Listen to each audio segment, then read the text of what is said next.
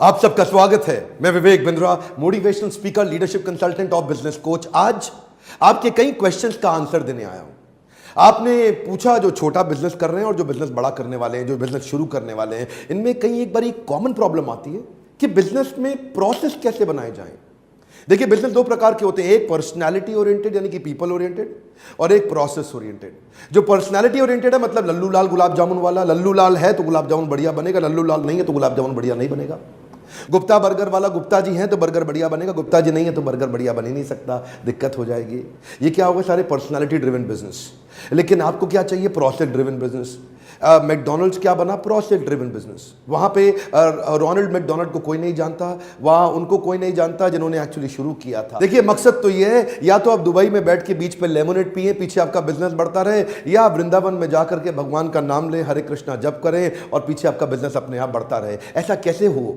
ये तभी होगा जब आपके बिजनेस में हर डिपार्टमेंट के अंदर एसओपीज बन जाएं। ये एसओपी क्या बला है? ये एसओपी होता है स्टैंडर्ड ऑपरेटिंग प्रोसीजर। देखिए, अपने बिजनेस को पर्सनालिटी ड्रिवन बिजनेस से प्रोसेस ड्रिवन बिजनेस बनाने के लिए एसओपीज बनाने चाहिए। एसओपी बनाने के मैं आपको स्टेप्स बताऊंगा, पहले थोड़े फायदे समझ लेते हैं। एसओपी का पहला फायदा तो क्या है? आपका बिजनेस स्केल अप जल्दी हो जाएगा। जो आपकी होम ब्रांच है उससे, मान लो आप दिल्ली में हैं, आपको दिल्ली के बाद जयपुर, जोधपुर, जैसलमेर, पूरे राजस्थान में फैलना है। यहां एसओपी बना ली, मैनुअल तैयार कर लिए, वहां भेज दिए, वहां भी लोग वही फॉलो करेंगे जो आप यहां फॉलो कर रहे थे, यानी कि फास्ट एक्सपेंशन। एफिशिएंसी यानी कि स्पीड आपकी बढ़ जाती है। क्वालिटी कंसिस्टेंट हो जाती है, यानी कि हर बार एक जैसी क्वालिटी आती है, क्वालिटी पैरामीटर्स एक जैसे हो जाते हैं। यूनिफॉर्मिटी इन परफॉर्मेंस, यानी कि परफॉर्मेंस हर बार यूनिफॉर्म होगी, आउटकम हमेशा एक जैसा निकलेगा। मिसकम्युनिकेशन रिड्यूस हो जाएंगे, बार बार मिसकम्युनिकेशन नहीं होंगे, फेलियर के चांसेस घट जाएंगे। एसओपीज के फायदे कई हैं। एसओपी बनाए किस चीज़ के जाते हैं? देखिए, स्ट्रैटेजी के शुरू में एसओपी मत बनाइए, एग्जीक्यूशन के एसओपी बनाइए। स्ट्रैटेजी आप अपने पास रख सकते हैं क्योंकि आप बिजनेस के ओनर हैं, बिजनेस के लीडर हैं, आप बिजनेस को समझते हैं। लेकिन एग्जीक्यूशन के एसओपी बना सकते हैं ताकि काम अपने आप चलते रहें और ऑटोमेशन में धंधा आ जाए। कई बार लोग मुझसे पूछते हैं, डॉक्टर बिंद्रा, बिजनेस को ऑटो मोड में कैसे लाया जाए? उसी के लिए तो लीडरशिप फनल बनाया हमने। आप आइए और हमारे से आकर के सीखिए, पर फिर भी कुछ आपको थोड़ा आइडिया तो इसी वीडियो में मिल जाएगा। इस वीडियो को पूरा ध्यान से देखिए। ऑटोमेशन में लाने के लिए सबसे पहला रूल क्या है? वो सारी एक्टिविटी ढूंढिए जो रेपिटेटिव नेचर की है आपकी कंपनी में, यानी कि बार बार की जाती हैं। मोस्ट फ्रीक्वेंटली डन एक्टिविटीज, वो एक्टिविटी जो मोस्ट फ्रीक्वेंटली की जा रही हैं, उनका सबका लिस्ट बना लीजिए। तो स्ट्रैटेजी अपने पास रखिए, लेकिन एग्जीक्यूशन के फ्रेमवर्क्स बनाइए। और फ्रेमवर्क्स के अंदर एक फ्रेमवर्क है प्रोसेस बनाने का। और इन एसओपी से क्या होगा? आपके यहाँ परफॉर्मेंस मैनेजमेंट अच्छा हो जाएगा। परफॉर्मेंस मैनेजमेंट का मतलब क्या है? आप ब्लैक एंड व्हाइट में डिस्टिंग्विश कर सकेंगे कौन हाई परफॉर्मर है, कौन लो परफॉर्मर है और कौन नो परफॉर्मर है। किसको रखना है, किसी को छोड़ना है, ये पता चल जाएगा। क्योंकि एसओपी बन गए ना, प्रोसेस बन गए। अब बेस्ट क्वालिटी प्रोसेस के अगेंस्ट हर एक की आउटकम को आप जिसने भी जो भी काम किया ना, जो भी आपके एम्प्लॉइज हैं, वो जो भी काम करते हैं, उसको कंपेयर आसानी से कर लेते हो। एक सबसे ज़्यादा फ्रीक्वेंटली मैंने महसूस किया है छोटे व्यापारियों के जीवन में, एसओपी ना होने से ना नॉलेज लॉस का खतरा बड़ा हो जाता है। जरा इसको ध्यान से समझिएगा। नॉलेज लॉस का जो डेंजर है ना, you know what does this mean?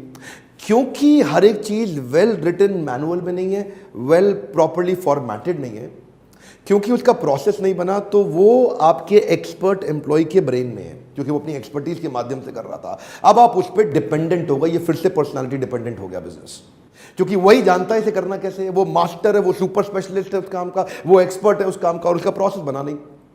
जिस दिन वो छोड़ के चला गया, पूरी कंपनी का नॉलेज लॉस हो गया। वो नॉलेज का डेटा बैंक जो उसके दिमाग में था, पेपर में नहीं था, आपके हाथ से निकल गया।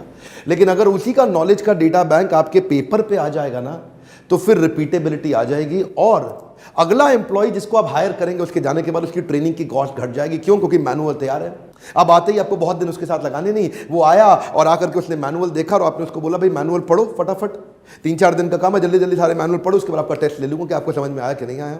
और आप उसको मैनुअल पढ़ के समझाते हैं, सिखाते हैं, उसके बाद असेसमेंट लेते हैं, उसके नंबर कम आते हैं, फिर गाइड करते हैं, फिर मैनुअल पढ़ाते हैं, फिर टेस्ट असेसमेंट लेते हैं, और आपका आदमी 1 हफ्ते में तैयार और फिर काम पर लग गया। लेकिन दूसरे केस में हो सकता है पूरी की पूरी कंपनी डुबो जाता, आपका कॉम्पिटिशन ज्वाइन कर लेता, या खुद ही आपका कॉम्पिटिटर बन जाता। अगर आपको इस तरह के खतरे आते हैं तो आपको ही नहीं, मेरे बहुत पार्टिसिपेंट्स को आते हैं।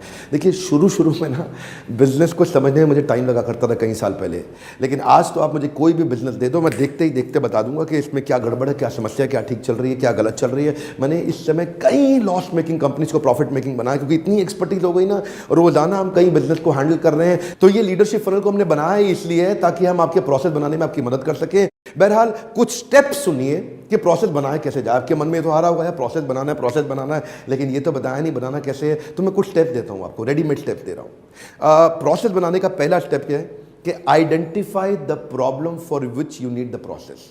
एक ऐसा प्रॉब्लम आइडेंटिफाई करिए जो कि फ्रीक्वेंट क्राइसिस आ रहा हो, जहां बार बार तकलीफ आ रही हो, जहां क्वालिटी में तकलीफ आ रही हो, जहां प्रोडक्टिविटी में तकलीफ आ रही हो, आउटकम में आ रही हो, कैलकुलेशन में आ रही हो, अकाउंटिंग में आ रही हो, सेल्स में नंबर अचीव नहीं हो रहा, जो भी इस डिपार्टमेंट है आपके यहाँ पे, उसका ना एक प्रॉब्लम लिख लीजिए जिससे हम गोल बना लें, जिसके अराउंड प्रोसेस बनाएंगे। क्योंकि अगर पहले दिशा मिलेगी तभी दशा तैयार होगी, पहले हमें डायरेक्शन मिलेगी तभी हम डिसीजन लेंगे। तो पहले दिशा तैयार करिए, किस प्रॉब्लम को सॉल्व करना है, किस गोल को अचीव करना है, उसके बाद उसका प्रोसेस बनाते हैं। अगला है कि ये जो भी आप प्रोसेस बनाने जा रहे हैं इसकी ना बाउंड्री तैयार कर लीजिए। पहले बाउंड्री मतलब इसका A to B बना लीजिए। A to B मतलब इसका स्टार्ट पॉइंट क्या है और एंड पॉइंट क्या है। जो भी फ्लो चार्ट बनेगा, जो भी आपका स्टेप्स बन के निकल के आएंगे ना, तो स्टेप्स मान लो फॉर एग्जांपल आपको बर्गर बनाने का प्रोसेस चाहिए, तो बर्गर बनाने में पहला प्रोसेस का पहला स्टेप क्या है कि जी बन खरीद के लाना है, टिक्की के लिए इंग्रेडिएंट्स खरीद के लाने हैं, वो आए यहाँ पे, फिर उसके बाद सारे स्टेप होंगे और फाइनल स्टेप क्या होगा, बर्गर कंज्यूमर ने, आपके कस्टमर ने खा लिया।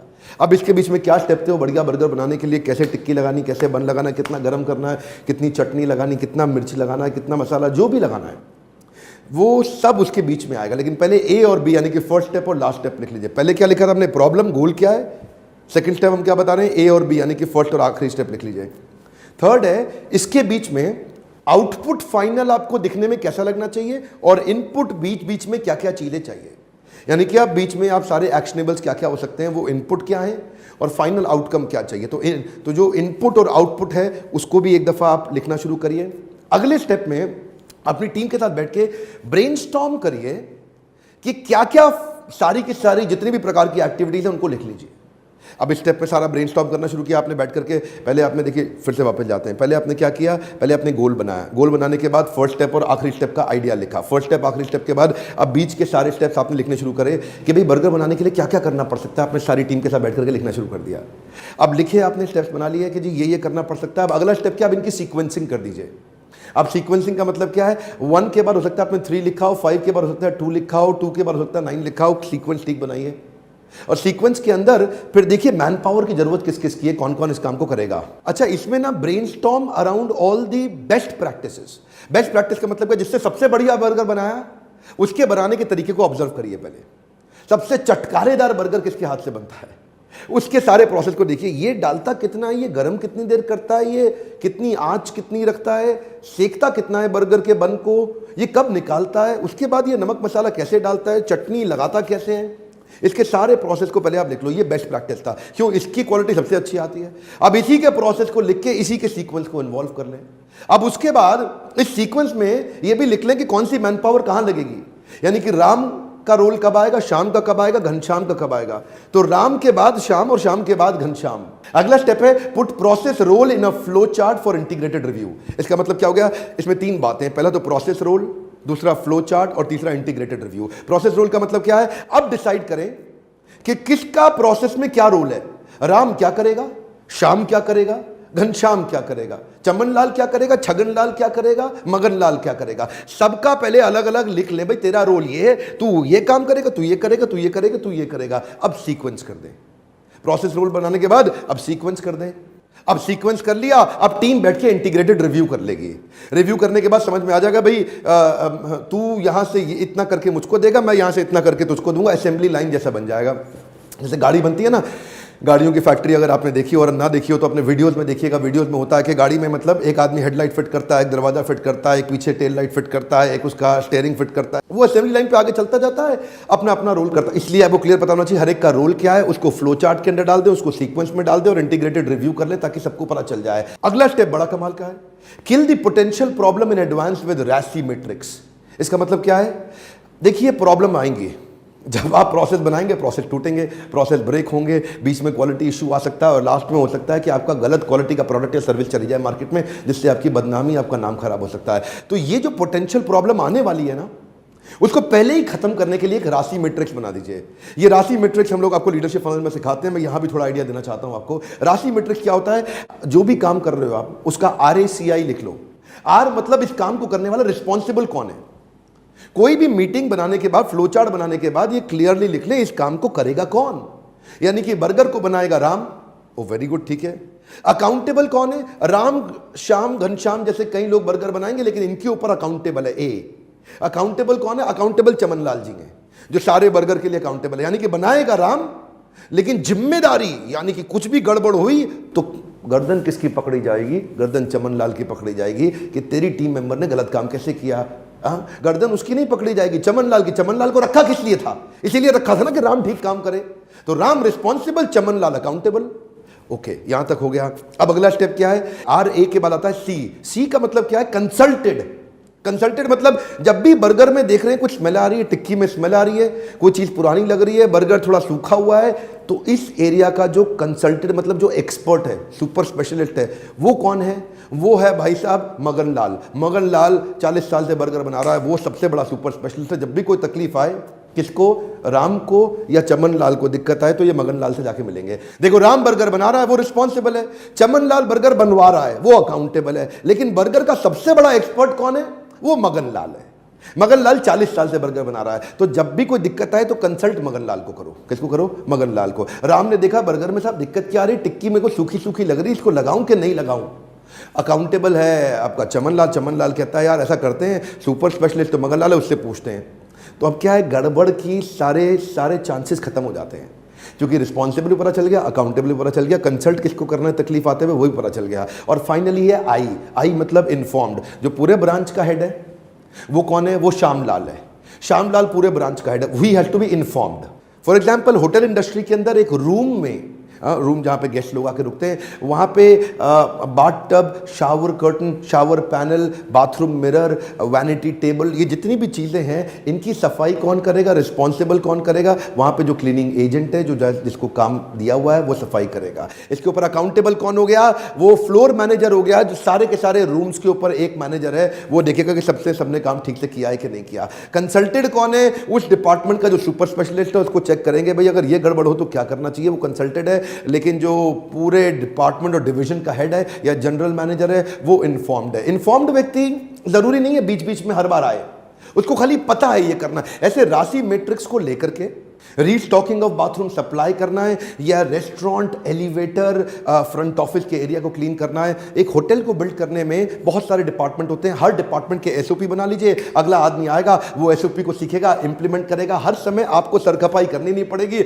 हर समय आपको मेहनत करनी नहीं पड़ेगी। अभी तो आप 15 घंटे काम करते हैं, 12 घंटे काम करते हैं। एक्चुअली आप बड़े मेहनती व्यक्ति हैं, आप वीडियो ध्यान से देख रहे हैं ना, सीखना चाहते हैं, आप मेहनती बहुत हैं, हार्ड वर्किंग बहुत हैं। लेकिन मैं आपको वो तरीके, वो टैक्टिक्स सिखाना चाहता हूं जिससे आपको काम नहीं करना, आप स्ट्रैटेजी पे काम करेंगे, लोग आपके साथ एग्जीक्यूट करेंगे, बिजनेस तेजी के साथ बढ़ता जाएगा। ये I do, we do, you do model क्या है? पहले मैं करके दिखाता हूं अपने जूनियर को, देखो भाई मेरे जूनियर आई डू, देखो भाई मेरे जूनियर आई डू। उसके बाद चलो अब दोनों इकट्ठे करेंगे, वी डू, चलो अब दोनों इकट्ठे मिलकर करते हैं, वी डू। उसके बाद क्या है? You do. अब आप करो, मैं देखूंगा आपको। यू डू, अब आप सीख गए हो, आप खुद ही करके दिखाओ मुझे। यू डू, पहले मैंने करके दिखाया, फिर हम दोनों ने मिलकर किया, और फिर अब मैंने देखा कि अब ये ठीक से सीखा है कि नहीं सीखा। इससे राशि मैट्रिक्स और ये मैट्रिक्स इंप्लीमेंट करने से ना आप एक स्केल अप करके टीम तैयार कर लेते हैं, नीचे हाई परफॉर्मेंस टीम बिल्ड कर लेते हैं। ये वीडियो बड़ा कमाल का वीडियो था उन सबके लिए जो बिजनेस को लेकर सीरियस है और हाई परफॉर्मेंस टीम बिल्ड करना चाहते हैं। अगर इस वीडियो को ठीक से इंप्लीमेंट करना है तो 3-4 दफा घुमा के वापस देखिए, अपने फ्रेंड्स को शेयर करिए, अपने एम्प्लॉइज को, अपने टीम मेंबर्स को शेयर करिए, उनसे डिस्कस करिए, उनसे ब्रेनस्टॉर्म करिए। देखिए, मेरा प्रोग्राम ना ऐसा हवाई नहीं है। मेरे हर प्रोग्राम में फॉर्मूला होता है, फ्रेमवर्क्स होता है। मेरे लीडरशिप फनल के प्रोग्राम के अंदर इंप्लीमेंट करने लायक वो फ्रेमवर्क्स हैं जिससे हर नॉलेज को आप इंप्लीमेंट कर सकें। अगर आपको देखिए हवाई मोटिवेशन, किससे कहानियां पसंद है, चुटकुले पसंद है, तो मेरे प्रोग्राम में मत आइए। मेरे प्रोग्राम में तब आइए जब आपको बिजनेस एक्चुअली बड़ा करना है। अगर ऐसी प्रॉब्लम सॉल्विंग वीडियो से थोड़ी सी भी मदद होती हो, लाइक करना बिल्कुल मत भूलिएगा। नीचे कमेंट बॉक्स में लिखिए क्या प्रॉब्लम फेस कर रहे हैं आप अपने बिजनेस में। जो भी प्रॉब्लम फेस कर रहे हैं नीचे लिख दीजिए। किसी को नहीं पता चलेगा कि आप हैं कौन, लेकिन आपकी प्रॉब्लम मुझे पता चल जाएगी तो मैं उसके ऊपर नया वीडियो बनाने का प्रयास करूंगा। मेरे साथ जुड़े रहने के लिए, चैनल को सब्सक्राइब करने और करवाने के लिए हर बार की तरह इस बार भी बहुत बहुत धन्यवाद।